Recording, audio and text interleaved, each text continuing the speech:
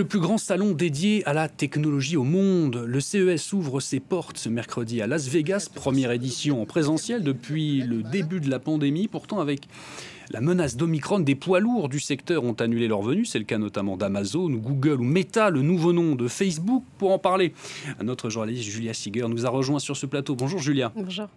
Julia, à quoi doit-on s'attendre cette année à ce CES alors? Alors comme vous l'avez dit, c'est vrai que cette édition est un peu tristoune. Il y a beaucoup d'exposants qui ont décidé d'intervenir à distance ou même de ne pas intervenir du tout. C'est un peu dommage parce que c'est tout le charme et l'excitation du CES d'être sur place, de vraiment voir toutes ces démos en réel et d'assister aux annonces dans les grands amphithéâtres. En tout cas, au menu de cette édition 2022, eh bien, il y aura les transports toujours plus connectés, toujours plus autonomes. Ils ont clairement la cote. Vous le savez, le CES, c'est autant un salon automobile qu'un salon tech. On va découvrir de nouveaux véhicules, mais aussi, évidemment, eh bien, tous les nouveaux systèmes de navigation autonomes. Alors, on va aussi, comme chaque année, découvrir les dernières télés de dernière génération avec des résolutions 4K et maintenant 8K. C'est absolument époustouflant à quel point ça donne presque une expérience immersive. Alors, c'est très intéressant, effectivement, mais maintenant, il va falloir créer du contenu en 8K, ce qui n'est pas encore vraiment le cas, donc on ne pourra pas encore les avoir dans nos maisons. Mais en tout cas, alors que la pandémie continue aussi, on devrait voir aussi des innovations dans le domaine de la medtech, notamment pour essayer de réduire les contaminations, des systèmes de filtration d'air, par exemple, ou alors des masques de plus en plus filtrants, de plus en plus sophistiqués, sans oublier évidemment tous les objets connectés qui sont liés à la maison connectée, qui depuis mars 2020 et les différents confinements est un secteur vraiment qui a connu un essor important. La grande tendance, Julia, tech de cette année, c'est le concept de Web 3 et de métaverse. Alors, de quoi s'agit-il exactement? Alors effectivement, le Web 3 déchaîne les passions déjà depuis quelques temps dans le monde de la tech et on va continuer à en entendre parler en 2022. C'est une notion malgré tout qui est encore floue. Alors pour rappel, vous avez le Web 1.0 qui, on l'appelle l'ère Yahoo. C'était le moment où on pouvait naviguer sur Internet pour trouver une information, mais c'était vraiment, on naviguait entre des pages statiques, il ne se passait pas grand-chose. Le Web 2.0, c'est le web tel que nous le connaissons aujourd'hui. C'est ce que l'on appelle l'ère des GAFAM. Donc là, on est dans une ère un peu plus participative. On peut chercher de l'information, mais aussi créer du contenu et le partager. Par contre, il faut passer par l'une des grandes entreprises de la Silicon Valley, donc les GAFAM, pour pouvoir le faire. Et c'est pour ça que ce modèle aujourd'hui est largement critiqué. Et c'est pour ça que donc l'idée du Web 3, ils l'ont appelé Web 3 au lieu de Web 3.0, on ne sait pas exactement pourquoi, mais voilà.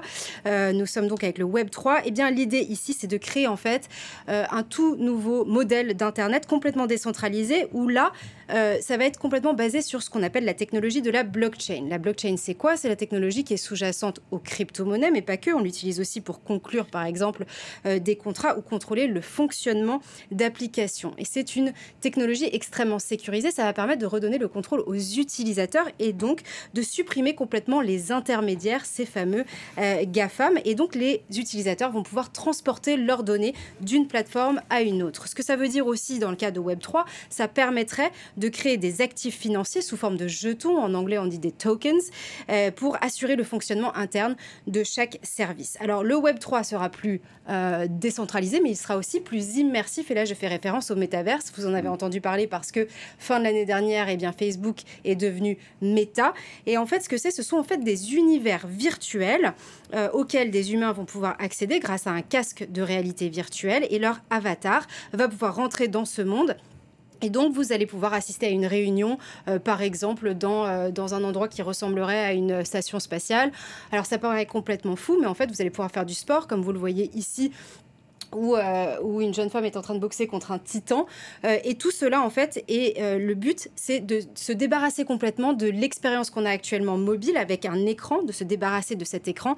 Et donc, on peut s'attendre à avoir beaucoup d'innovations dans le domaine des casques de réalité virtuelle, puisqu'on en a encore besoin pour rentrer dans ces mondes. Et justement, pour rendre l'expérience encore plus légère, on pourrait voir des lunettes connectées et pourquoi pas des lentilles de contact connectées pour que ce soit justement de plus en plus fluide et naturel. Alors, il faut savoir que Web3 n'existe pas aujourd'hui, que les blocs sont en train d'être créés en ce moment même. C'est pour ça qu'en 2022, vous allez en entendre parler, mais c'est aussi largement critiqué, notamment par Elon Musk et aussi par Jack Dorsey, qui est l'ancien PDG de Twitter, qui lui estime que finalement, ce sera les fonds de capital risque qui vont reprendre le pouvoir et que de penser que les utilisateurs garderont le pouvoir, eh bien, c'est tout simplement utopique.